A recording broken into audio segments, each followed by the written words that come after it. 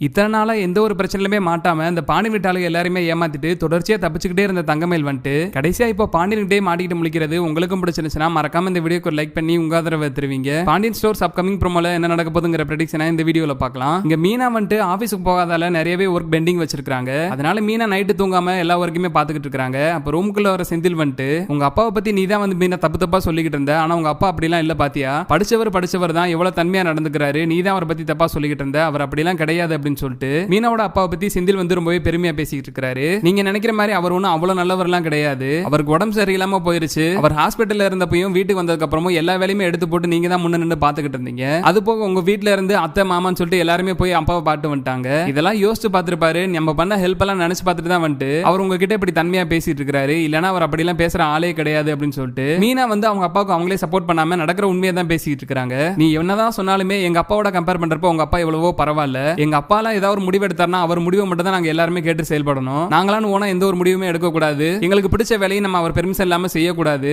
அதுக்கு உங்க அப்பா எவ்வளவோ பரவாயில்ல, உன்னையெல்லாம் படிக்க வச்சிருக்காரு, கவர்மெண்ட் ஜாப்க்கு அனுப்பிச்சு வச்சிருக்காரு, இவ்வளவு தூரம் உங்களுக்கு சப்போர்ட்டிவா இருக்காரு. ஆனா எங்க அப்பாவை பாரு, என்னை கடையை விட்டு வெளியவே அனுப்ப மாட்டாரு. இப்படி கம்பேர் பண்ணி பாக்குறப்ப எங்க அப்பாவுக்கு உங்க அப்பா எவ்வளவோ பரவாயில்ல அப்படின்னு சொல்லிட்டு மறுபடியுமே செந்தில் வந்துட்டு மீனா உங்க அப்பாவுக்கு சப்போர்ட் பண்ணி பேசிட்டு இருக்காரு. நீங்க எந்த நம்பிக்கையில இப்படி கம்பேர் பண்ணி பேசுறீங்கன்னு எனக்கு தெரியல. ஒரு வாரத்துக்கு முன்னாடி என்னெல்லாம் நடந்துச்சுன்னு நீங்க கொஞ்சம் யோசிச்சு பாருங்க. அதுக்கு முன்னாடி அப்பா உங்களை எப்படி ட்ரீட் பண்ணிக்கிட்டு இருந்தாரு, ஹாஸ்பிட்டல் அட்மிட் ஆனதுக்கு அப்புறம் நீங்க பாத்துக்கிட்டீங்கிற ஒரே காரணத்துக்காக தான் அப்பா உங்கள்ட்ட இப்படி தன்மையா பேசிட்டு இருக்காரு. இல்லனா அவர் பழைய ஆளா தான் இருப்பாரு அப்படின்னு சொல்லிட்டு மீனா வந்து மறுபடியும் வந்து செந்தில் திட்டிக்கிட்டு தான் இருக்காங்க. ஒரு வாரத்துக்கு முன்னாடி எப்படி இருந்தாரோ அதை விட்டு, ஆனா இப்போ என்கிட்ட பாசமா தானே இருக்காரு, எனக்கு எங்க அப்பாவோட உங்க அப்பா தான் பிடிச்சிருக்கு அப்படின்னு சொல்லிட்டு மறுபடியும் செந்தில் வந்து மீனா உங்க அப்பா பத்தி பெருமையா பேசிட்டு இருக்காரு. இன்னொரு பக்கம் காலையில ராஜி எந்திரிச்சு ட்ரைனிங் போறதுக்காக கிளம்பிக்கிட்டு இருக்காங்க. கதிர் ரொம்பவே டயர்டா தூங்கிட்டு இருக்கிறத பார்த்ததுமே நீ வேணுமா ரெஸ்ட் எடு, நான் தனியா போய்க்கிறேன் அப்படி சொல்லி ராஜி சொல்லி பாக்குறாங்க. அதெல்லாம் ஒண்ணு வேண்டாம், நானும் கூடயே வரேன் அப்படி நீ கிளம்புன்னு சொல்லிட்டு நீ இவ்வளவு நாளா சுடிதார் தானே போட்டு ரன்னிங் போயிட்டு இருக்கிற, சுடிதார் போட்டு ரன்னிங் நீ ஓடுறத பாக்குறதுக்கு எனக்கு மனசுக்கு ரொம்பவே கஷ்டமா இருக்கு. உன்னாலேயே அந்த ட்ரெஸ் போட்டுட்டு கம்ஃபர்டபுளா ஓட முடியாதுல்ல, அதனாலதான் உனக்கு ரன்னிங் ட்ரெஸ் வாங்கிட்டு வந்திருக்கேன், இனிமேல் நீ இதையே போட்டுட்டு வா அப்படின்னு சொல்லிட்டு ராஜிக்கு சர்ப்ரைஸா கதிர் வந்துட்டு ரன்னிங் ட்ரெஸ் வாங்கி கொடுக்குறாரு. இதை போட்டுக்கிட்டா கம்ஃபர்டபுளா தான் இருக்கும், ஆனா எல்லாரும் என்ன சொல்லுவாங்க, அத்தை மாமாக்கெல்லாம் தெரிஞ்சா பயங்கரமா திட்டுவாங்க, யாராவது பாத்துருவாங்க அப்படின்னு சொல்லிட்டு ராஜி அந்த ட்ரெஸ் போட மாட்டேன்னு சொல்லிட்டு இருக்காங்க.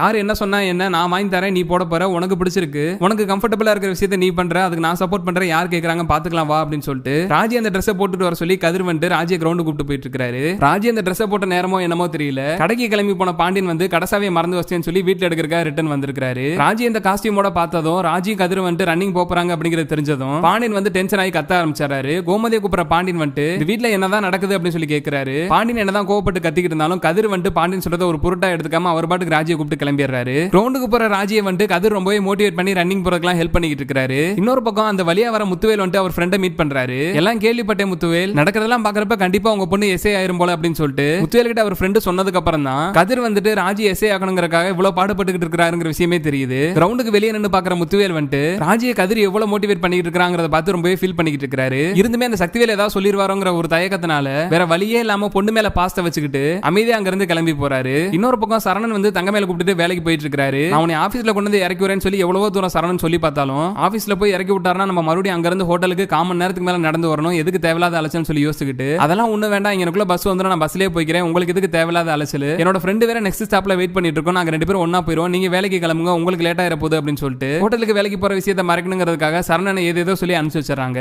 எப்படியோ ஒரு வழியா சரணன் இருந்து தப்பிச்சிட்டோம் அப்படின்னு சொல்லிட்டு தங்கமேல் வந்து ரொம்பவே சந்தோஷமா ஹோட்டலுக்குள்ள வேலைக்கு போறாங்க. தங்கமேலோட ட்ரெஸ்ஸிங் எல்லாம் பார்த்ததுமே கடையில வேலை பார்க்குற எல்லாருமே சிரிச்சுக்கிட்டு இருக்காங்க. இந்த பொண்ணை பாருங்க, ஹோட்டலுக்கு வேலைக்கு வந்த மாதிரியே வரல, ஏதோ டீச்சர் மாதிரி வந்திருக்கு அப்படின்னு சொல்லிட்டு தங்கமேலோட ட்ரெஸ் கோட பார்த்து அங்க வேலை பார்க்குறவங்க எல்லாருமே சிரிச்சுக்கிட்டு இருக்காங்க. இன்னொரு பக்கம் வந்த உடனே வந்து அங்க இருக்கவங்க எல்லாருமே தங்கமேலுக்கு வேலை சொல்ல ஆரம்பிச்சிட்டாங்க. இந்த ட்ரெஸ் போட்டுக்கங்க, அந்த டேபிள் ஆள் எந்திரிச்சிட்டாங்க, அந்த டேபிள் போய் கிளீன் பண்ணுங்க அப்படின்னு சொல்லிட்டு கூட வேலை பார்க்குறவங்க தங்கமேல்ட்ட சொன்னதுமே தங்கமேல ஒரு செகண்ட் உடஞ்சே போயிடுறாங்க. வேற வழியே இல்ல, நமக்கு இந்த வேலை கிடைச்சதே பெரிய விஷயம், வேலையே இல்லாம இருக்கிறதுக்கு இது பரவாயில்ல அப்படின்னு சொல்லிட்டு தங்கமேலுமே போய் அந்த டேபிளை கிளீன் பண்ணிட்டு இருக்காங்க. தங்கமேல் ஏதோ ஒரு வேலை கிடைச்சா போதும் சொல்லி அந்த ஹோட்டல்ல வேலைக்கு சேர்ந்துட்டாங்க. ஆனா தங்கமேலுக்கே தெரியாத விஷயம் என்னன்னா அந்த ஹோட்டலுக்கு தேவையான மளிகை பொருட்கள் எல்லாமே சப்ளை பண்றது பாண்டியன் கடை தான். வாரத்துல முத நாளுங்கிறதுனால அந்த ஹோட்டல்ல போய் மளிகை பொருள் எல்லாம் கொடுக்கறதுக்காக பாண்டியன் பழனி ரெண்டு பேருமே போயிருக்காங்க. மளிகை ஜாமான் எல்லாம் எடுத்துட்டு கடைக்குள்ள போற பாண்டியனும் பழனியும் வந்துட்டு தங்கமேல் வந்து டேபிள் கிளீன் பண்ணிட்டு இருக்கிறத பார்த்ததுமே சாக்காயிடுறாங்க. பழனியை கூப்பிட்டு சொல்ற பாண்டியன் வந்துட்டு அது நம்ம தங்கமேலான்னு பாரு, பாக்குறதுக்கு தங்கமேல் மாதிரியே இருக்குன்னு சொன்னதும் மச்சா அது நம்ம தங்கமேல் தான், இங்க என்ன பண்ணிட்டு இருக்கு, டேபிள் ஏன் கிளீன் பண்ணிட்டு இருக்குன்னு சொல்லி பழனியுமே சாக்காயிடுறாரு. இன்னொரு பக்கம் கடையோட மேனேஜர் வந்து தங்கமேல கூப்பிட்டு மளிகை ஜாமா வந்திருக்கு அதெல்லாம் வாங்கி உள்ள வைமான்னு சொன்னதும் அதுக்கப்புறம் தான் தங்கமேலே பாக்குறாங்க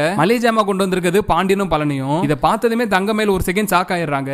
என்னமா நின்னுகிட்டு இருக்கிற, போய் வாங்கிட்டு வா அப்படின்னு சொல்லி மறுபடியும் மேனேஜர் சத்தம் போடுறாரு. எதுவுமே பேச முடியாம தங்கமேல் போய் மளிகை ஜாமான வாங்கிட்டு ரூமுக்குள்ள போறாங்க. பாண்டியனுமே வந்து ஒரு கேள்வியுமே கேட்காம அமைதி அங்க இருந்து கிளம்பி போயிடுறாரு. அவ்வளவுதான், எல்லாமே எல்லாமே முடிஞ்சிருச்சு. இத்தனை நாளா தப்பிச்சிருந்த நம்ம இன்னைக்கு கடைசியில பாண்டியன் கிட்டே மாட்டிக்கிட்டோம். மாமா கண்டிப்பா சரணன் கிட்ட எல்லா உண்மையுமே சொல்லிடுவாரு. இதுக்கப்புறம் அந்த வீட்டுக்கு நம்ம எப்படி போறதுன்னு தெரியாம தங்கமேல் வந்து ரூம்குள்ளே நின்னுட்டு இருக்காங்க. என்னடா தங்கமேல் வந்து ஏதோ பெரிய ஆபீஸ்ல ஒர்க் பண்ணிட்டு இருக்கேன்னு சொல்லிக்கிட்டு இருந்துச்சு. கடைசியில பார்த்தா அந்த ஹோட்டல்ல வந்து அதுவுமே இந்த வேலையெல்லாம் பாத்துக்கிட்டு இருக்கு. ஏன் இந்த பொண்ணு இவ்வளவு உண்மையை மறைச்சிக்கிட்டு இருக்குன்னு புரியாம பாண்டியன் வந்து குழம்பி போயிடுறாரு. சரி நம்ம ஏதோ சத்தம் போட வேண்டாம், சரணனுக்காக இந்த விஷயம் தெரியுமான்னு சொல்லி கேட்டுக்குவோம் அப்படின்னு சொல்லிட்டு ஈவினிங் வீட்டுக்கு வந்ததுமே சரணன் கிட்ட எல்லா விஷயத்தையுமே பாண்டியன் கேட்கிறாரு. தங்கமேல் எங்க ஒர்க்குக்கு போகுது தெரியுமா, நீ தான் கொண்டு போய் ஒர்க்ல விட்டு வரியா, நீ தான் பிக்கப் பண்றியா அப்படின்னு சொல்லிட்டு கேட்கிறாரு. இல்லப்பா நான் முன்னாடி ஸ்டாப்ல இறக்கி விட்டுறேன், தங்கமேல் வந்து ஆபீஸ்க்கு ஃபர்ஸ்ட் நாள் மட்டும் தான் என்ன கூப்பிட்டு போச்சு, அதுக்கப்புறம் என்ன ஆபீஸ்க்கு வர வேண்டாம் நான் பஸ்லயே போய்க்கிறேன்னு சொல்லிட்டு பஸ் ஸ்டாப்லயே நின்னுக்கும்பா, நான் மட்டும் தனியா கிளம்பி வேலைக்கு போயிருவேன் அப்படின்னு சொல்லி சரணன் சொன்னதுக்கு அப்புறம் தான் அப்ப இந்த விஷயம் சரணனுக்குமே தெரிஞ்சிருக்காதுங்கிறது பாண்டியனுக்குமே புரியுது. நம்ம எல்லாரும் நினைக்கிற மாதிரி தங்கமேல் ஒன்னும் ஆபீஸ்க்குலாம் ஒர்க்குக்கு போல, தங்கமேல் வந்து ஹோட்டல்ல சப்ளையர் ஒர்க் தான் பாத்துக்கிட்டு இருக்கு, அது உனக்கு தெரியாதா அப்படின்னு சொல்லி கேட்டதும் தான் சரணனுக்குமே உண்மை எல்லாமே புரியுது. அப்ப இதனால தான் தங்கமேல் வந்து நம்மளை வந்து ஸ்டாப்ல இறக்கி விடுறதுக்கு வேண்டாம்னு சொல்லி இருக்கு. நீ ஒன்னும் கோவப்பட்டு திட்ட வேண்டாம், ஃபர்ஸ்ட் போய் தங்கமேல் கிட்ட அதெல்லாம் ஏன் இப்படி பண்றேன்னு சொல்லி கேளு அப்படின்னு சொல்லி பாண்டியன் சொல்றாரு. சரணன் கேட்காததுக்கு முன்னாடியே தங்கமேல் வந்து ஸ்ட்ரைட்டா சரணன் கிட்ட வந்து அழுக ஆரம்பிச்சிட்டாங்க.